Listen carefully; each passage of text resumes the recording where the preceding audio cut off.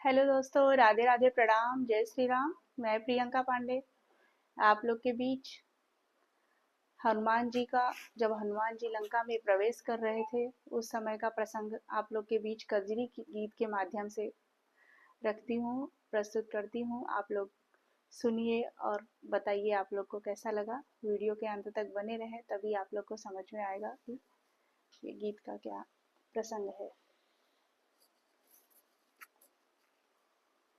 चलिए शुरू करते हैं हनुमान जी का कजरी गीत। हरे राम लंका चढ़े हनुमान, माराई की लकारी रे हरि। हरे राम लंका चढ़े हनुमान, माराई की लकारी रे हरि। हरे राम लंका चढ़े हनुमान, माराई की लकारी रे हरि।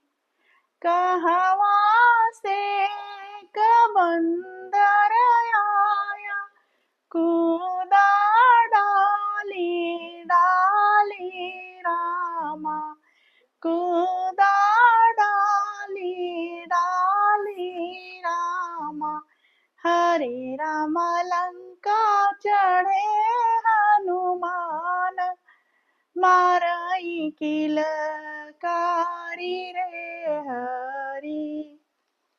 कनकपुरा से बंदर आया, कूदा डाली डाली रामा, कूदा डाली डाली रामा। हरे राम लंका चढ़े हनुमान, माराई की लकारी रे हरि। के करहया तू अठवन पठवन, के कर आज्ञाकारी रामा, के कर आज्ञाकारी रामा। हरे रामा के कर हुकुम सरकार, के ही खोजैया रे हरि। हरे रामा के कर हुकुम